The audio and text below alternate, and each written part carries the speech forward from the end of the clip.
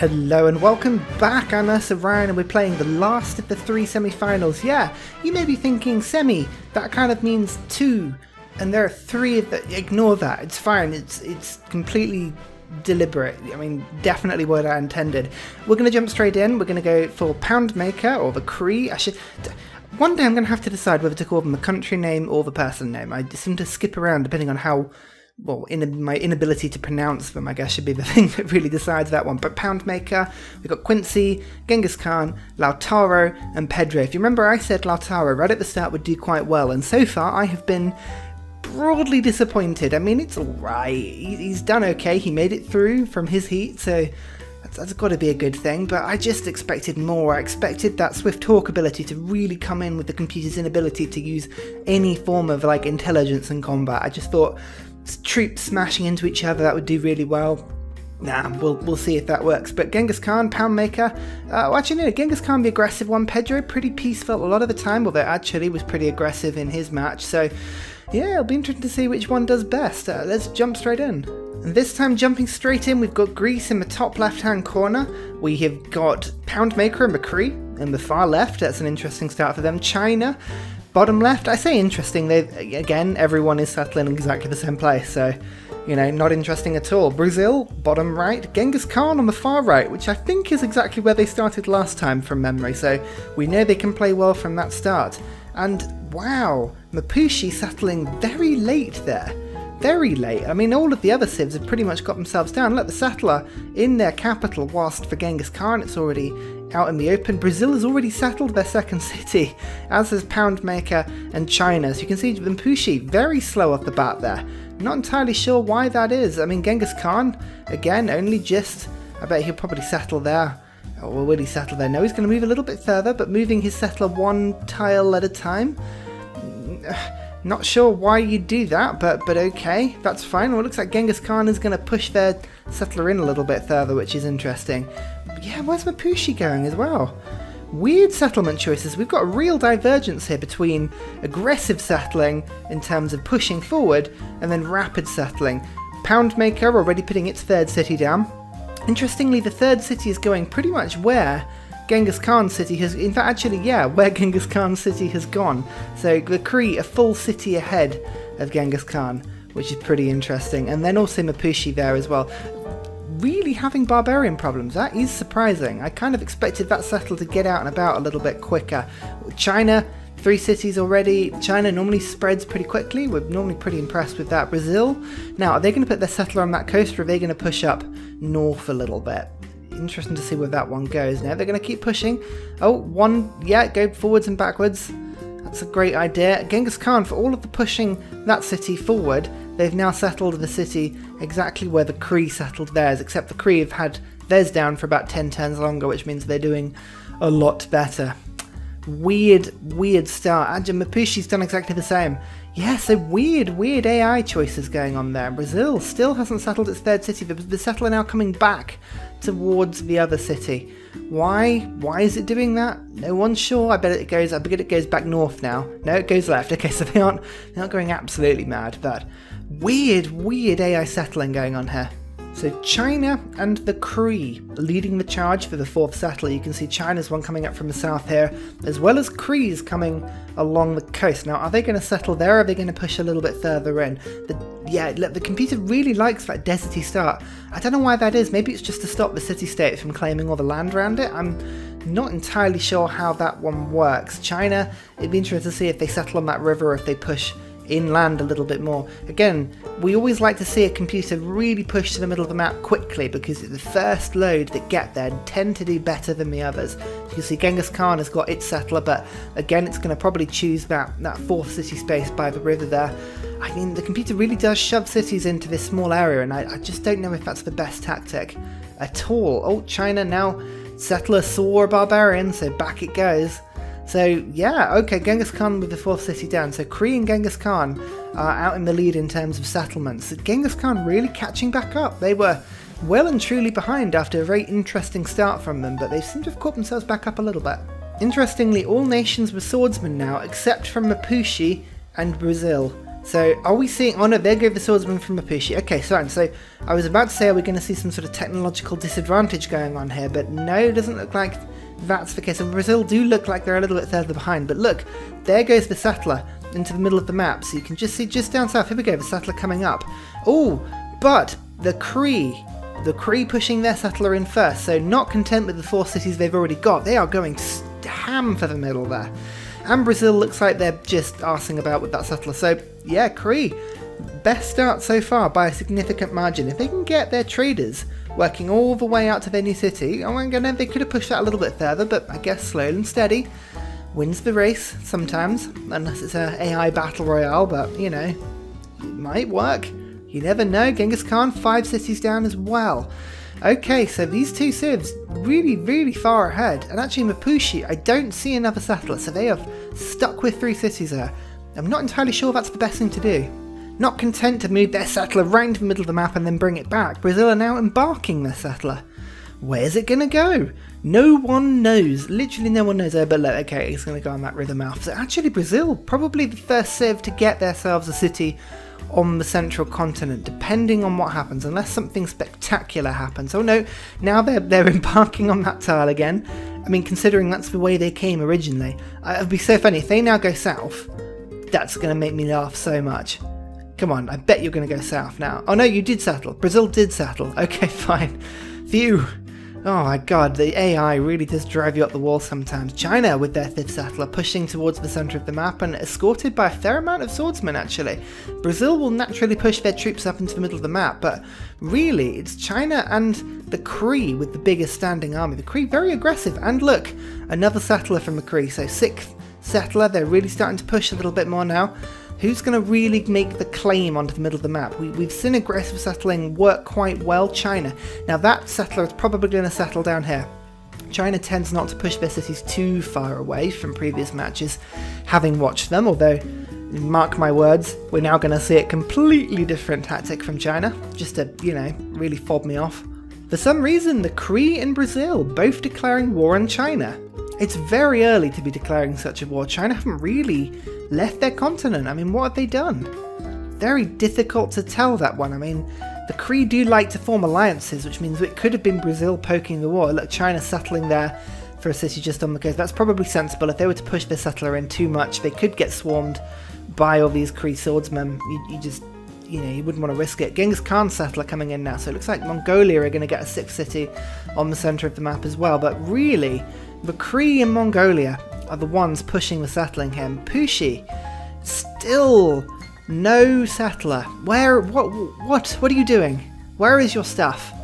Like, what? I mean, even Brazil. Brazil is very slow. Although, okay, the settler here. So Brazil are going to fill in their sort of old settlement opportunities. So maybe put another city here. Maybe put a little city in this gap over here. I'm not entirely. Yeah, it would work if you put it on one of these tiles. So interesting to see where they go. Mongolia, though, they're pushing further than the others. Maybe they've seen the fact that Mapuche isn't pushing up, and they're going to go ham on them. Just really forward settle them. Oh, no, they're going to go there. Okay, fine. Oh, but the Cree, look at that central settler. They've pushed right into the middle of the map. Are they going to settle in place there? Really make a claim for the middle of the map, because they are near Mount Kilimanjaro there. They could really grow this aqueduct territory. Yep, there we go. It's down. So Mr. Waris. Mr. Wazis. Love it. That's great. Crouching Tiger. For a second I thought that was an anti-tank gun, but no, Crouching Tiger. Christ.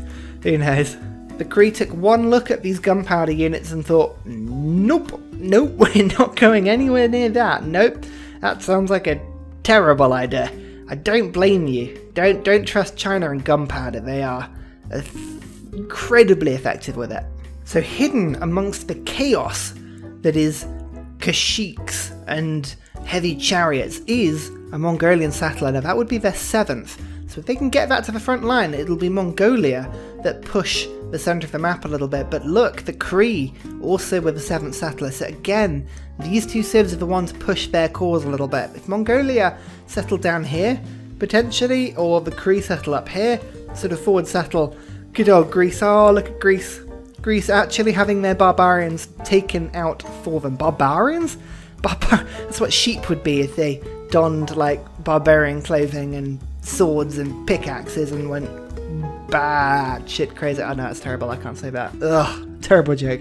Just checking into Mapushi. What can our local correspondent tell us? What's happening here? Oh, our local correspondent seems to have died because literally nothing is happening here. Back to you after this incredible disappointment.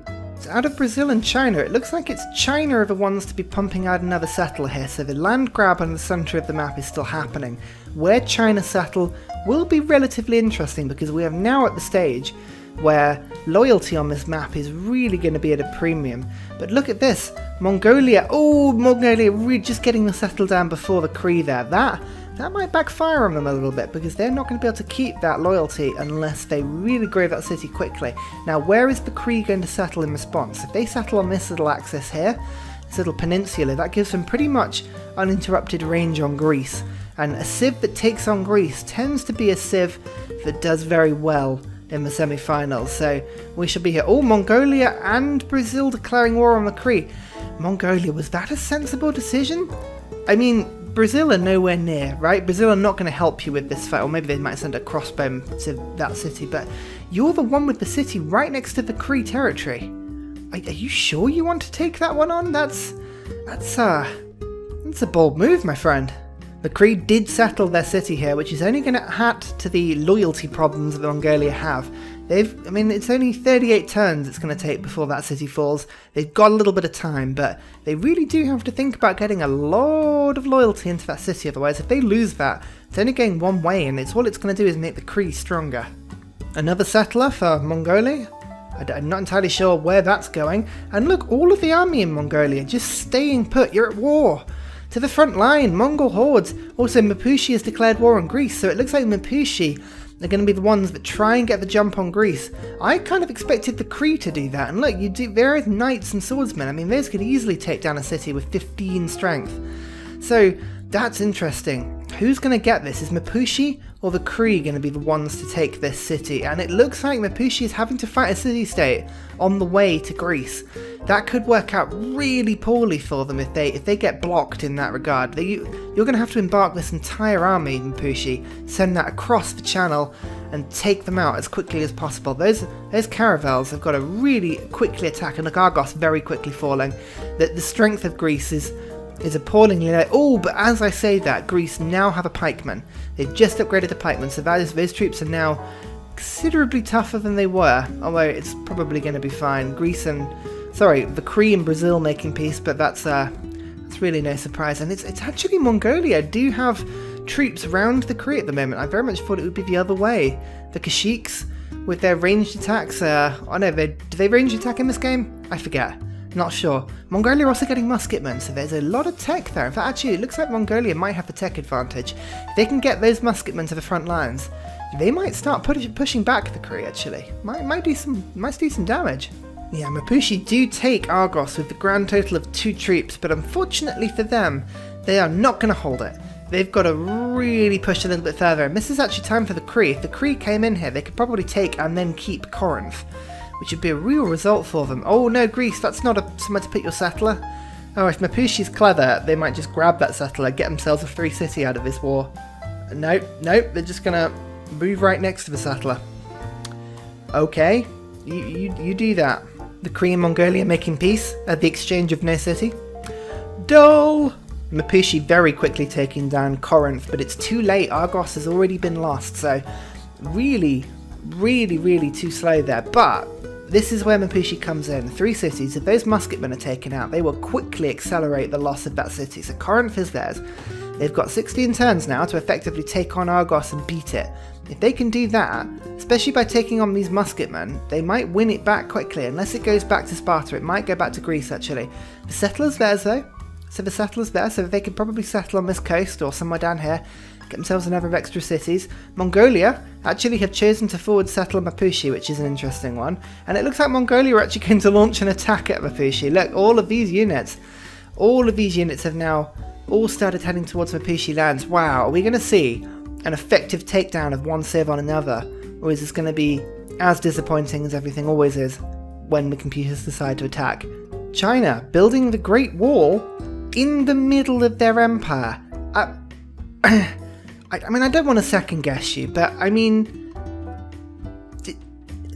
there's a slight problem here. Do you see it? Do you see the problem? I mean, aren't you supposed to be keeping people out?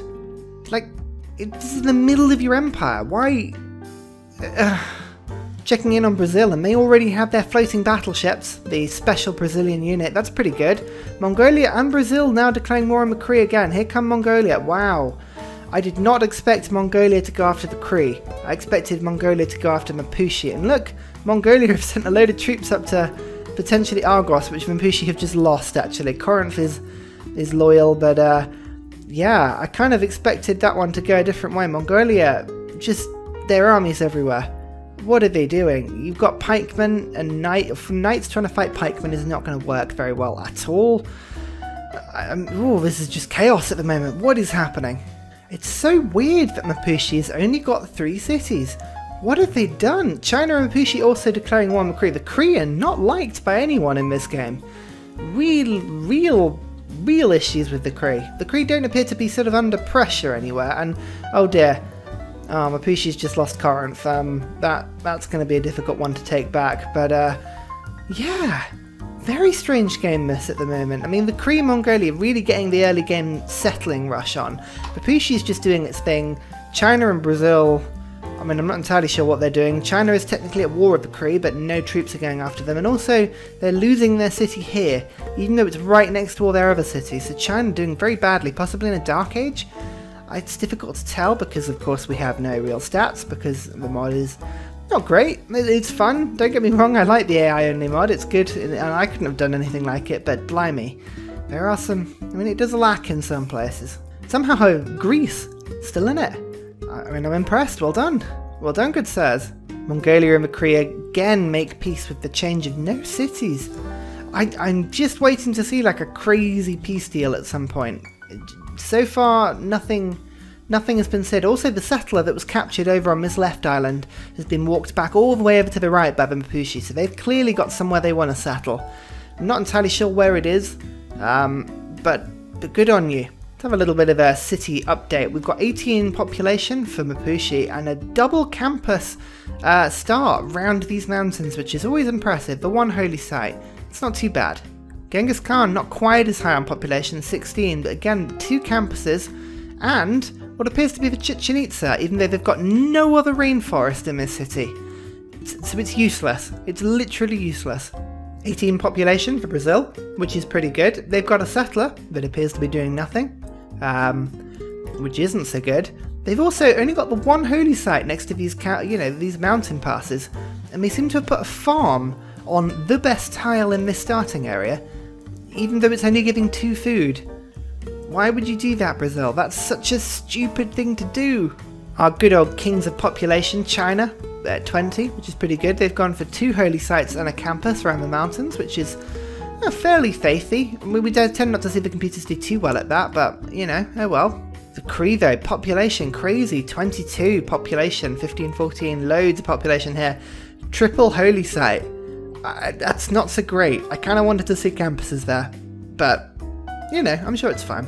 Genghis Khan also putting a cheeky city down on this little edge of the map, which actually guarantees them this tile right next to the natural wonder there. So pretty good settling, I think. Probably it just gives them sort of a little bit of an advantage if Brazil do try and sort of attack them. And now I think Mapuche and the Cree are now basically at peace with everybody. They've just about survived that war. Nothing really happened for them. It looks like Corinth is being attacked from literally all sides. I don't know who's going to end up stealing that, but it might even be Mongolia, actually.